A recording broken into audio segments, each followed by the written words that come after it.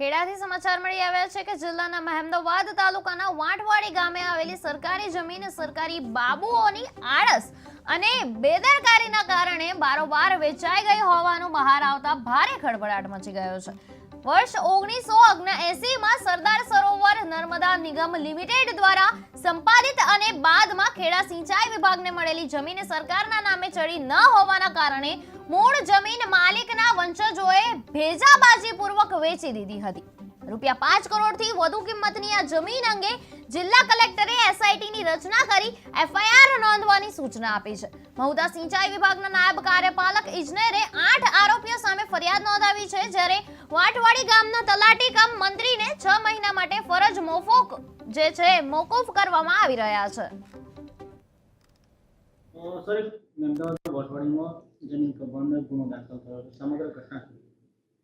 ગઈકાલ તારીખ 8/1/26ના રોજ સિંચાઈ વિભાગના કાર્યપાલક ઇજનેરશ્રીએ મહેમદાવાદ પોલીસ સ્ટેશન અંદર બીએનએસ કલમ 318(2), 324(3), 324(5), 329(3), 61(2) એ મુજબનો ગુનો રજીસ્ટર કરાવેલ છે, જેમાં વાંટવાડી ગામના કુલ 8 આરોપીઓ છે અને વાંટવાડી ગામની બ્લોક નંબર 885 અને 836 નંબરની જમીન સંબંધે છે।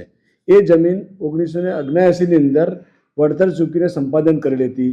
એ જમીન સંપાદનની દુરસ્તી થયેલ ન હોય એ લોકોએ વારસાઈ કરાવી અને જમીન વેચી દીધી હતી અને બિનઅધિકૃત રીતે પ્રવેશ કરી જે મકાન બનાવેલા તે મકાનો તોડી નાખ્યા, સરકારી મિલકતને નુકસાન કર્યું અને રજિસ્ટર વેચાણ દસ્તાવેજ કરી અને આર્થિક લાભ મેળવેલ છે। એમાં કુલ આરોપીઓ 8 છે।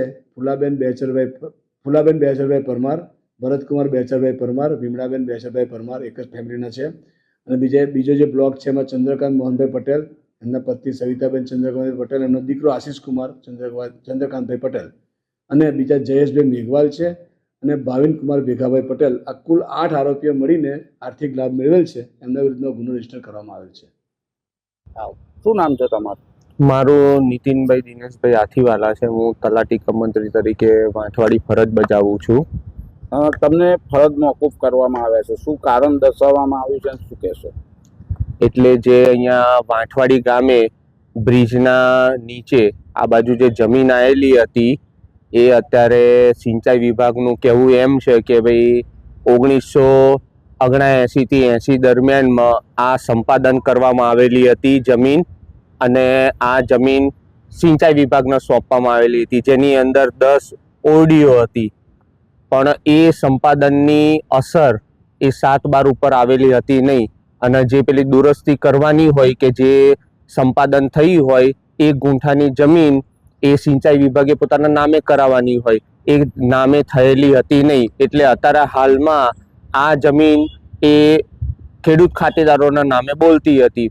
જે તે સમયે 2024ના એન્ડિંગમાં એ ખેડૂત ખાતેદાર અમારી પાસે આવ્યા હતા અને મારી પાસે ખેડૂત ખાતેદારનો દાખલો માંગ્યો હતો। એ વખતે રજૂઆત કરી હતી મેં કે ભાઈ તમારું અહીંયા ખેડૂત ખાતેદાર તરીકે અંદર નામ છે જ, તો પછી મારે એવો દાખલો લખવાની જરૂર નથી। પરંતુ એ વખતે એ લોકોએ મારી પાસે બહુ વધારે આગ્રહ રાખ્યો કે તમે અંદર આ સાચું છે તેમ છતાંય તમે કેમ દાખલો નથી આપતા। પછી મેં આખરે એમને એ લખી આપ્યું કે ભાઈ આ સર્વે નંબરમાં આ વ્યક્તિ અંદર ખેડૂત ખાતેદાર છે। બસ એ દાખલાના આધારે પછી આ બાબતની નોંધ પડી, ઉપરલી કક્ષાએ આ જમીનમાં વારસાઈ થઈ। વારસાઈ થયા પછી એ વ્યક્તિએ અન્ય વ્યક્તિને વેચી નાખી જમીન।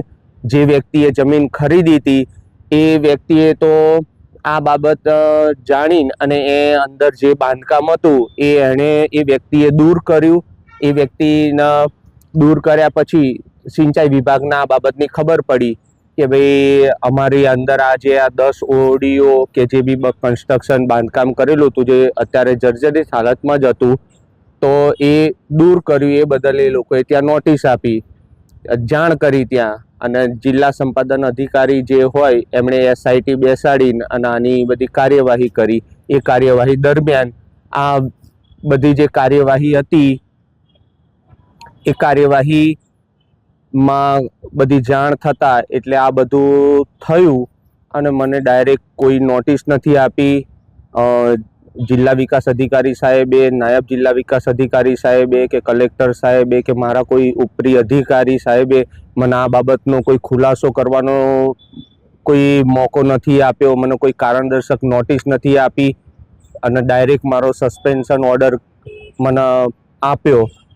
એટલે મારી અધિકારીઓશ્રીને વિનંતી છે કે જે બી આ બાબતે જે કંઈ પણ આ બધી ઘટના બની છે એ બાબતે